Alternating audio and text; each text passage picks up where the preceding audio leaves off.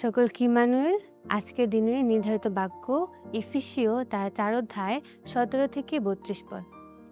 প্রিয় ভাই বোনেরা, একজন মানুষ যখন যীশু খ্রিস্টকে গ্রহণ করে তখন শুধু তার পরিচয় নয়, তার জীবনযাত্রাও পরিবর্তিত হওয়া উচিত। খ্রিস্ট জীবন শুধু গির্জায় যাওয়া বা ধর্মীয় আচার পালন নয়, এটি একটি নতুন জীবনধারা। আজকের পাঠে প্রেরিত পৌল আমাদের শিক্ষা দেন যে খ্রিস্টের অনুসারী হিসাবে আমাদের পুরনো পাপপূর্ণ জীবন ত্যাগ করে নতুন জীবন ধারণ করতে হবে। আজ আমরা এই অংশ থেকে 4টি গুরুত্বপূর্ণ বিষয় শিক্ষা গ্রহণ করব। 1. পুরনো পাপপূর্ণ জীবন ত্যাগ করতে হবে, যা লেখা আছে 17-24 পদের মধ্যে।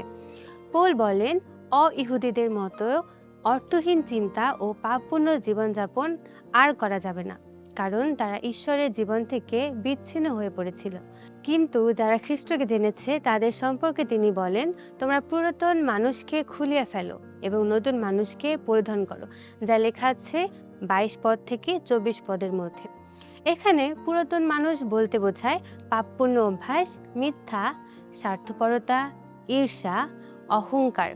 আর নতুন মানুষ হলো খ্রিস্টের চরিত্র, পবিত্রতা, ধার্মিকতা, প্রেম ও সত্য।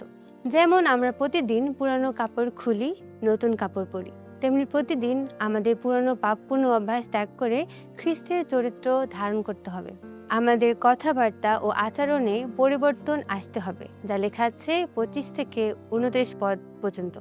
দ্বিতীয় বিষয়, আমাদের কথাবার্তা ও আচরণের পরিবর্তন আসতে হবে, যা লেখা আছে 25-29 পদে। পৌল কিছু বাস্তব নির্দেশনা দেন। মিথ্যা বলো না, সত্য বলো, রাগ করলেও পাপ করো না, চুরি করো না, পরিশ্রম করে উপার্জন করো, এমন কথা বলো যা অন্যদের গড়ে তোলে। আমাদের মুখ থেকে বের হওয়া প্রতিটি কথা হয় আশীর্বাদের, নয়তো আঘাত। আজ আমরা নিজেদেরকে প্রশ্ন করি, আমার কথা কি অন্যদের উৎসাহিত করে, নাকি আমার কথায় মানুষ কষ্ট পায়? খ্রিস্টীয় জীবনের পরিচয় শুধু উপাসনায় নয়, আমাদের প্রতিদিনের কথাবার্তায় প্রকাশ পায়। পৌল বলেন, ঈশ্বরের পবিত্র আত্মাকে দুঃখিত করিও না। পবিত্র আত্মা আমাদের মধ্যে বাস করেন, আমাদের পাপের পথ দেখান এবং পবিত্র জীবনের জন্য শক্তি দেন। যখন আমরা ইচ্ছাকৃতভাবে পাপে চলি, ক্ষমা না করি, মিথ্যা বলি ও বিদ্বেষ পোষণ করি, তখন আমরা পবিত্র আত্মাকে দুঃখ দিই। যেমন প্রতিদিন আমাদের পরীক্ষা করা উচিত, আমাদের জীবনে এমন কিছু আছে কি যা ঈশ্বরকে আনন্দিত করার পরিবর্তে তাকে দুঃখ দিচ্ছে। চতুর্থ বিষয়, ক্ষমা ও প্রেমের জীবনযাপন করো, যা আমরা পাই 31-32 পদে। পৌল বলেন, সব তিক্ততা, ক্রোধ, চিৎকার, নিন্দা ও বিদ্বেষ দূর করো, তার পরিবর্তে পরস্পরের প্রতি সদয় হও, দয়াশীল হও, একে অপরকে ক্ষমা করো। কেন?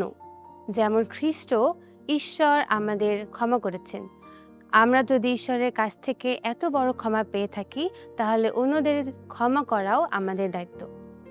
যেমন হয়তো এমন কেউ আছে যার প্রতি এখনো আপনার মনে কষ্ট বা রাগ আছে। আজ ঈশ্বর আপনাকে আহ্বান করছেন, ক্ষমা করুন এবং মুক্ত হন। আজকের পাঠ থেকে আমরা 4টি শিক্ষা পেলাম। 1. পুরনো পাপপূর্ণ জীবন ত্যাগ করে নতুন মানুষকে ধারণ করতে হবে। 2. আমাদের কথাবার্তা ও আচরণ যেন খ্রিস্টের চরিত্র প্রকাশ করে। 3. আমরা যেন পবিত্র আত্মাকে দুঃখ না দিই। 4. যেমন খ্রিস্ট আমাদের ক্ষমা করেছেন, তেমনি আমরাও অন্যদেরকে ক্ষমা করি। শেষ আহ্বান, প্রিয় ভাই বোনেরা, খ্রিস্টীয় জীবন শুধু একটি বিশ্বাস নয়, এটি আমাদের প্রতিদিনের পরিবর্তনের জীবন। মানুষ যেন আমাদের দেখে বলতে পারে, এই ব্যক্তি সত্যি যিশুর অনুসারী।